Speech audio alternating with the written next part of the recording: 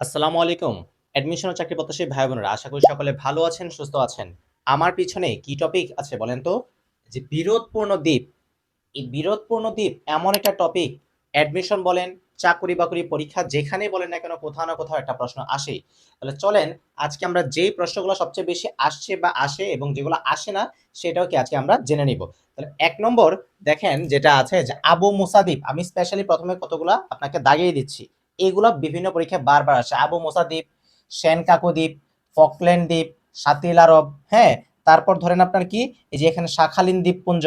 এই যে এখানে টোটাল কয়টা আছে? এখানে 1 2 3 4 5 6 7 8 9 এই যে টোটাল ৯ টা আছে, এই ৯ টার মধ্যে এই ৫ টা বারবার আসছে বিভিন্ন পরীক্ষায়। তাহলে ১ নাম্বারটা দেখেন কি আছে? আবু মুসা দ্বীপ আছে। তাহলে আবু মুসা দ্বীপটা কোথায়? আবু মুসা দ্বীপটা হচ্ছে ইউএই, ঠিক আছে? ইউনাইটেড আরব আমিরাত বা হচ্ছে কি আপনার সংযুক্ত আরব আমিরাত এবং কোথায়? ইরান। এই দুটি দেশের মধ্যে। আচ্ছা।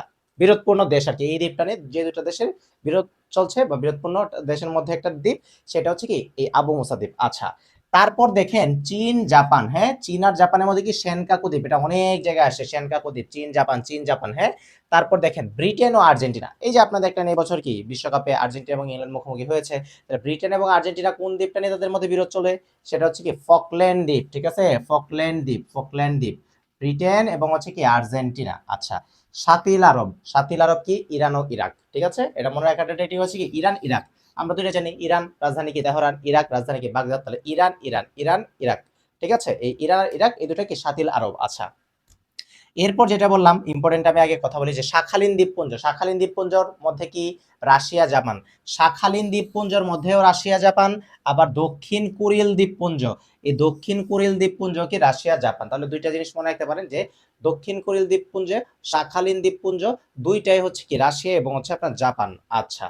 তারপর দেখেন এখন চীন রিলেটেড দুইটা আছে, তাহলে আমরা দেখি একটা কি চীন তাইওয়ান, একটা হচ্ছে চীন ভিয়েতনাম। চীন ভিয়েতনাম। তাহলে চীন তাইওয়ান যেটা সেটা হচ্ছে কি প্যারাসেল দ্বীপটা হচ্ছে কি চীন এবং তাইওয়ানের মধ্যে। আর চীন ভিয়েতনামের মধ্যে যেটা সেটা হচ্ছে কি আপনার স্প্রাটলি, ঠিক আছে? স্প্রাটলি দ্বীপ সেটা হচ্ছে কি চীন এবং হচ্ছে আপনার ভিয়েতনামের মধ্যে। আচ্ছা, তাহলে তাইওয়ানের মধ্যে হচ্ছে কি চীন তাইওয়ান হচ্ছে আপনার কি এখানে প্যারাসেল, আর স্প্রাটলি দ্বীপ হচ্ছে কি চীন আর ভিয়েতনামের মধ্যে। আচ্ছা, সর্বশেষ যেটা দেখেন যে ১ ২ ৩ ৪ ৫ ৬ ৭ ৮ আমার ৪টা ৮টা কাজ করা শেষ। সর্বশেষ যেটা একটু মানে অন্যরকম বা কম আসে, যেটা পড়ে না সচরাচর কেউ, সেটা আমরা জানবো। তাহলে ওইটা কি?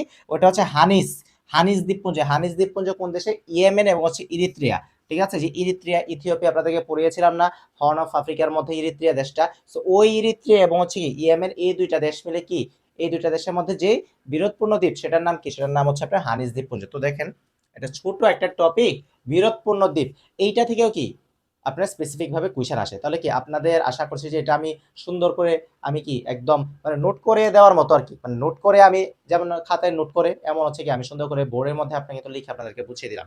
তো আশা করছি বিষয়টা হচ্ছে আপনারা একদম মানে ক্লিয়ার হয়ে গেলেন এবং ক্লাসটি করে উপকৃত হয়ে থাকলে আপনি আপনার বন্ধু বান্ধব বা হচ্ছে আপনার যে সহকর্মী আছে তাদেরকেও কি বা যারা চাকরি প্রত্যাশী আছে তাদেরকে শেয়ার করে দেন।